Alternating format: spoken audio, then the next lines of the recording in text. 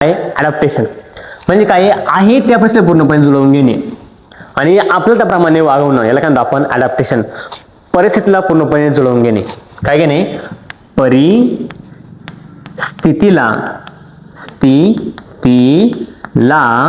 जुळवून घेणे. काय घेणे? जुळवून घेणे, याला काय म्हणतो आपण ॲडॅप्टेशन असं म्हणतोय. बघा इथे बघा तुम्हाला कॅमल बघायला भेटलाय, आहे का कॅमल हा पूर्णपणे. त्यानंतर अपुंशी वनस्पती वगैरे आहे, ठीक आहे, कॅक्टस वगैरे असेल. त्यानंतर साडा वगैरे आहे, त्यानंतर बियर्स वगैरे जे आहे पूर्णपणे, आणि हा काय डक वगैरे आहे.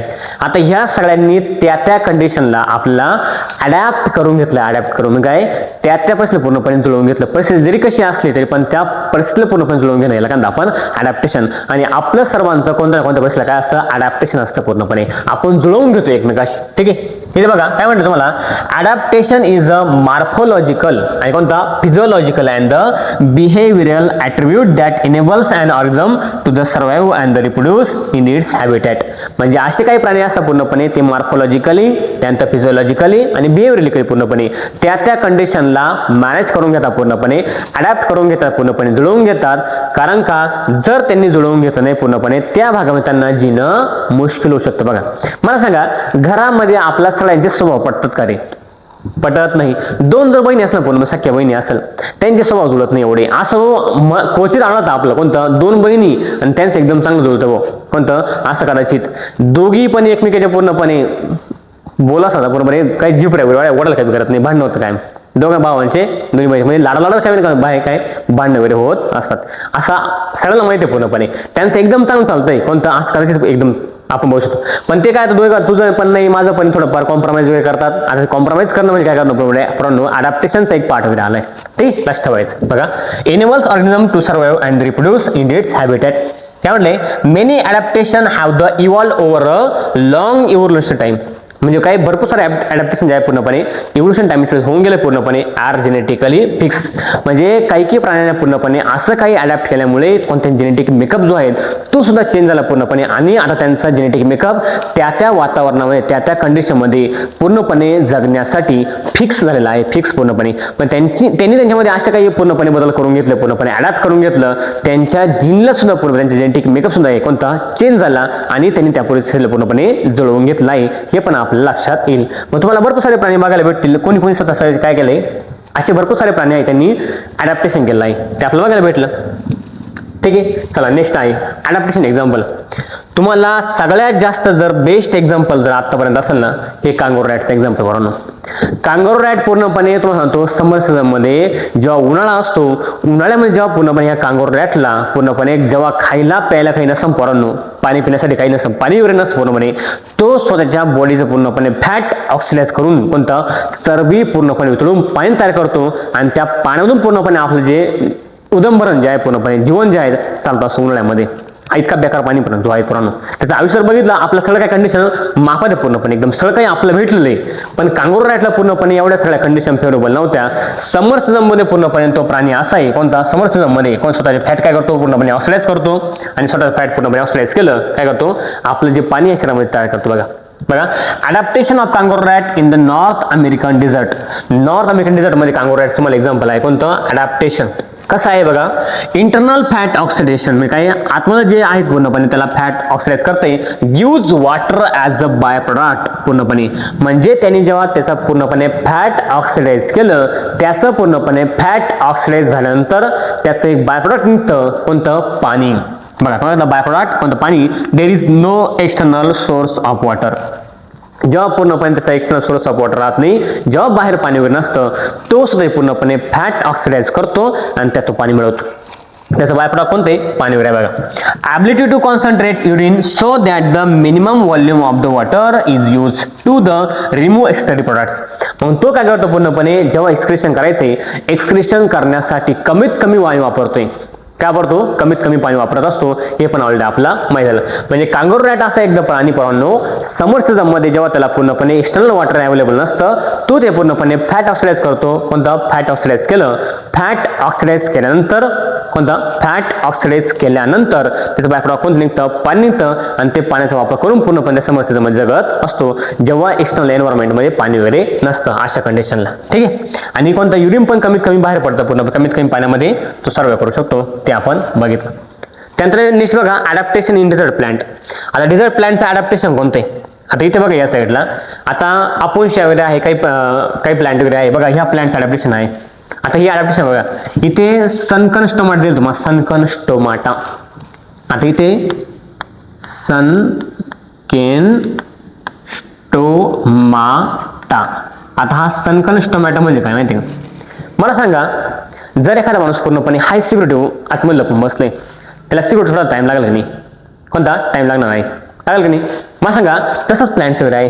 प्लांटला मला सांगायचं ऊन जर पडलं पूर्णपणे स्टोमाटा ओपन होता, काय स्टोमाटा ओपन होता, स्टोमाटा ओपन झाला काय होतं पूर्णपणे गॅसेस एक्सचेंज वगैरे होतं.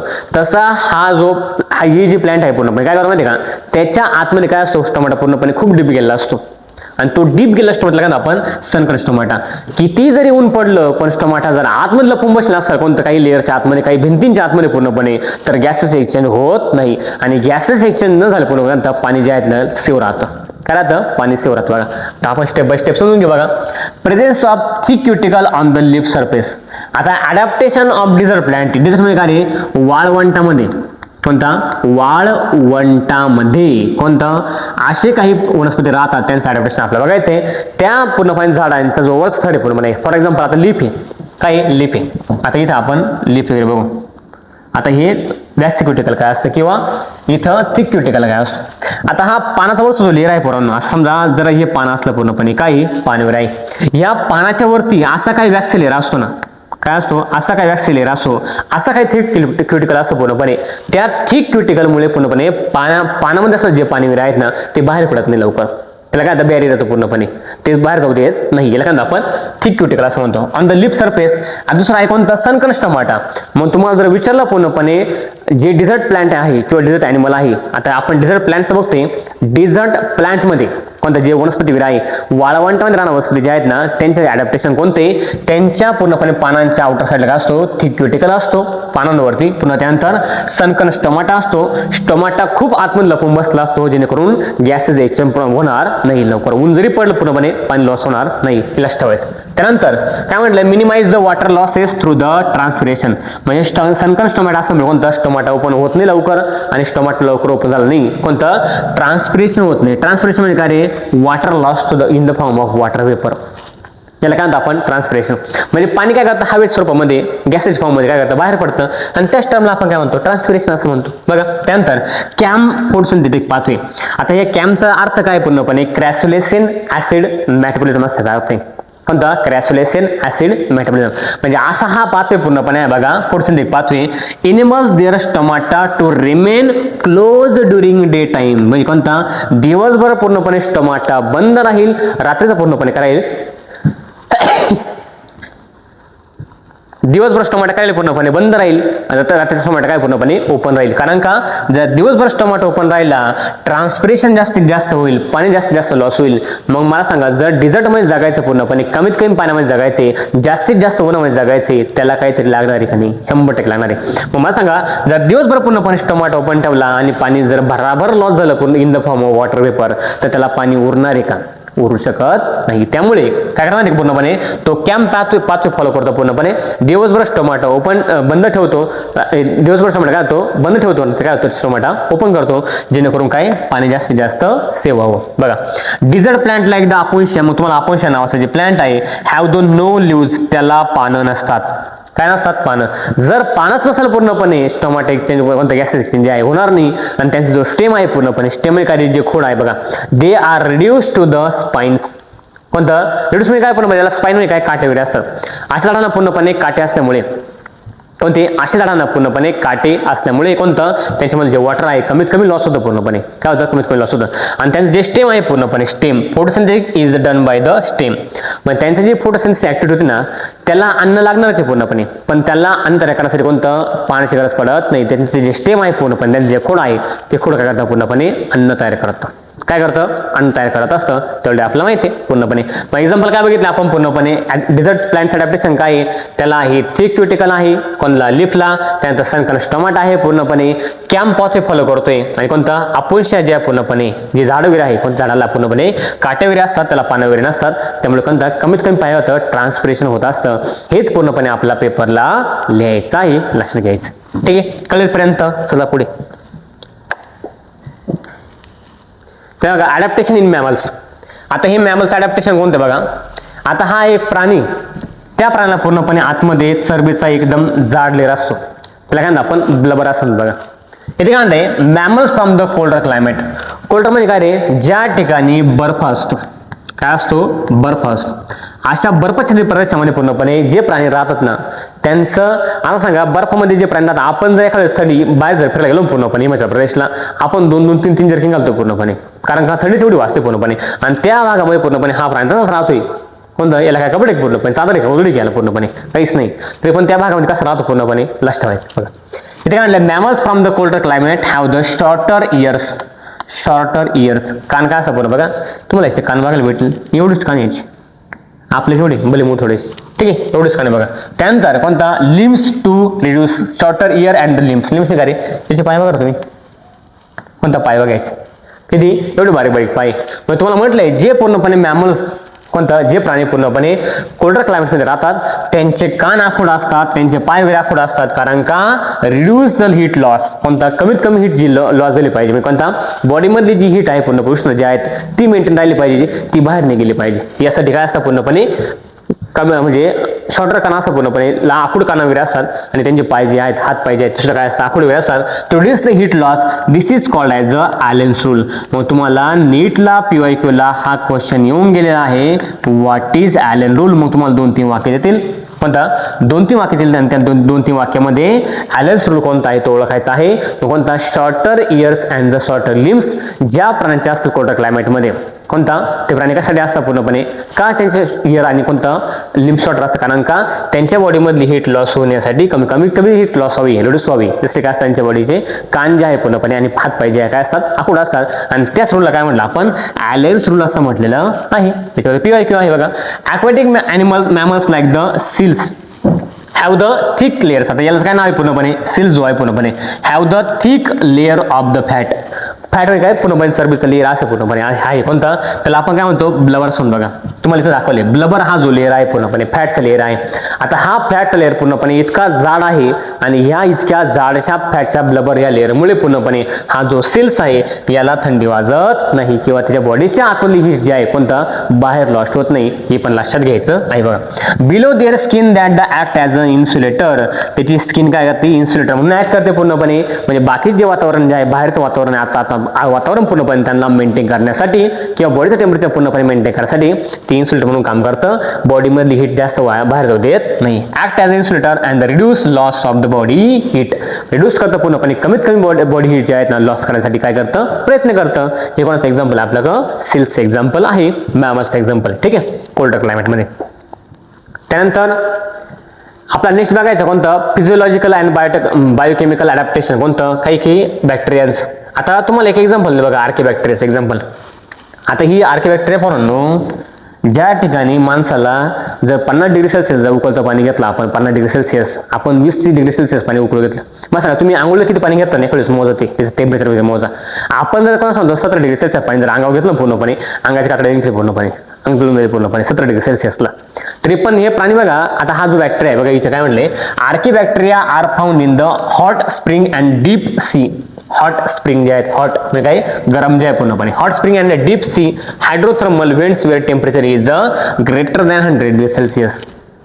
म्हणजे तो प्राणी अशा काही एरियामध्ये राहतोय पूर्णपणे, कोणता, त्यामध्ये 100 डिग्री सेल्सिअस काय तापमान वगैरे आहे पूर्णपणे, तेवढा हॉट स्प्रिंग मध्ये राहतो पूर्णपणे. आपला 100 डिग्री सेल्सिअस राहुल का न सांगतो, 100 डिग्री सेल्सिअस पाणी पूर्णपणे उकळवलं तर हातावर घेत नाही, पूर्ण हातात झटके वाजता, हातात काढा निघता पूर्णपणे. ठीक आहे, याला आपला माहिती पाहिजे बघा.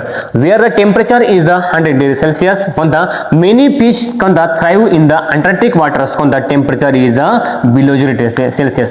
म्हणजे असे पण काही प्राणी पूर्णपणे above greater than the 100 degree Celsius मध्ये सर्वाइव्ह करतात आणि असे काही पूर्णपणे बॅक्टेरिया जीवजंतू आहे कोणता बिलो 0 डिग्री सेल्सिअस काय करतात पूर्णपणे सर्वाइव्ह करत असतात. ते आपण बघितलं. Many marine invertebrates and the fishes live at the great depth in the ocean where the pressure is greater than times of the normal atmospheric pressure.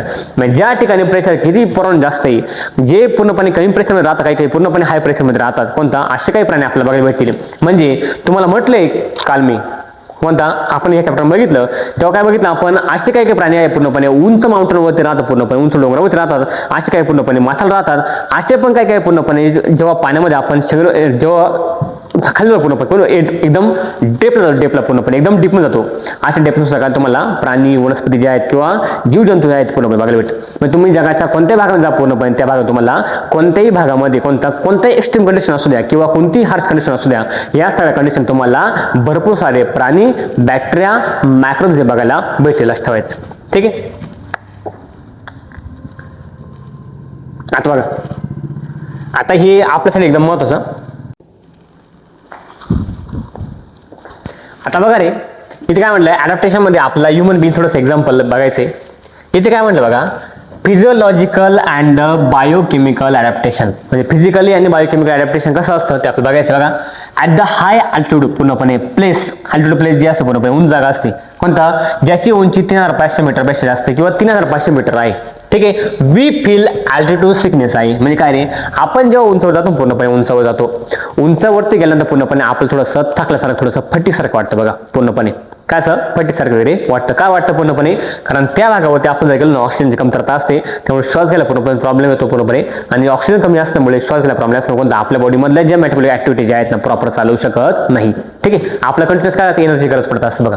We feel altitude sickness, its symptoms are the nausea तोंडा, heart palpitation कोणता, fatigue म्हणजे डोकं दुखणं वगैरे आहे, थकल्यासारखं वगैरे वाटणं पूर्णपणे, असं वाटतं की आपलं दमछाक वगैरे होऊ राहिली कोणत्या, किंवा श्वास घ्यायला पूर्णपणे त्रास वगैरे होणं. आता ह्या सगळ्या गोष्टी पूर्णपणे तुम्ही जर 3500 मीटरच्या वर जर गेले पूर्णपणे ग्रेटर दॅन किंवा 3500 मीटर कमीत कमी असे आपल्याला थोडेसे असे प्रॉब्लेम येऊ शकतात. कारण का त्या भागामध्ये कोणतं ऑक्सिजन जो आहे पूर्णपणे काय असतं कमी असतो बघा.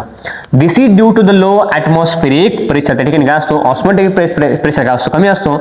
So body does not give enough oxygen. Enough म्हणजे काय पुरेशा प्रमाणात, इनफ म्हणजे काय पुरेशा प्रमाणात काय नसतो ऑक्सिजन नसतो, त्यामुळे होतं. ठीक आहे, gradually we acclimatise the situation and the body compensate low O2 but the ability by the increasing RBC and the breathing rate and decreasing the binding capacity of the hemoglobin. मग अशा वेळेस काय होतं पूर्णपणे बघा, आपल्या बॉडीमध्ये जे कॉम्पेन्सेट लो म्हणजे ऑक्सिजन कमी झाल्यामुळे कोणता आपल्या बॉडीमध्ये इन्क्रीजिंग काय होतं, आरबीसी जे आहेत आणि ब्रीथिंग रेट काय होतो इन्क्रीज होतो पूर्णपणे, आणि आपल्या बॉडीमध्ये बाइंडिंग कॅपॅसिटी जी आहे काय होते हिमोग्लोबिनची कमी होत असते. हे पण लक्षात ठेवायचं. थोडक्यात आपण जर उंचावरती गेलो आणि याच्यावरती आपला प्रश्न मोठा पूर्ण कोणता, आपण जर उंचावरती गेलो पूर्णपणे आपलं थोडासा अल्टिट्यूड सिकनेस जाणवतो. आणि अल्टिट्यूड सिकनेस का जाणवतो पूर्णपणे, कारण त्या ठिकाणी ऑक्सिजनची कमतरता असते, ॲटमॉस्फेरिक प्रेशर कमी असतो, त्यामुळे आपल्याला त्या भागामध्ये थकल्यासारखं वाटतं, थोडंसं आपला अशक्तपणा वाटतो पूर्णपणे, श्वास घ्यायला त्रास होतो पूर्णपणे. हे त्या ठिकाणचे लक्षण वगैरे आहे, कारण का अल्टिट्यूड सिकनेस जो आहे उंचावरती गेल्यानंतर. मग तुम्हाला दाखलं बघा, हे माणसं जे आहे पूर्णपणे उंचावरती गेलं, हे बिचारा थकलं ह्या पट्ट्या, त्याला अल्टिट्यूड सिकनेस जाणवते पूर्णपणे. ठीक आहे, हे त्याचं एक्झाम्पल आहे. त्यानंतर नेक्स्ट आहे कोणता, बिहेवियरल ॲडॅप्टेशन. आता हा सरडा आहे, सरडा पोरांनो, काय सरडा. आता हा सरडा जो डिझर्ट लिझार्ड जे आहेत, डिझर्ट लिझार्ड जो आहेत, हा काय करतो माहिती आहे का पोरांनो, त्याला जर थंडी वाजली ना उन्हामध्ये जाऊ मस्त, काय असं उन्हामध्ये जाऊस आणि तापलं लगेच कोणतं सावली खाली जाते. कारण आपण बिहेवियरल अडॅप्टेशन बघितले example. Desert lizard bask, desert lizard जे आहे पूर्णपणे बास्क कोणता, in the sun and the absorb heat when their body temperature is low. म्हणजे काय बॉडी टेम्परेचर कमी असतं पूर्णपणे सूर्यप्रकाशामध्ये जातं, उन्हामध्ये जातं आणि काय करतं बॉडी हीट काय करतं कॅप्चर करतं बघा. But move in to shade, मग शेड म्हणजे कोणतं आपल्या शेडमध्ये येतं काय कोणतं सावली खाली येतं पूर्णपणे कोणतं, move in to shade when the ambient temperature start increasing.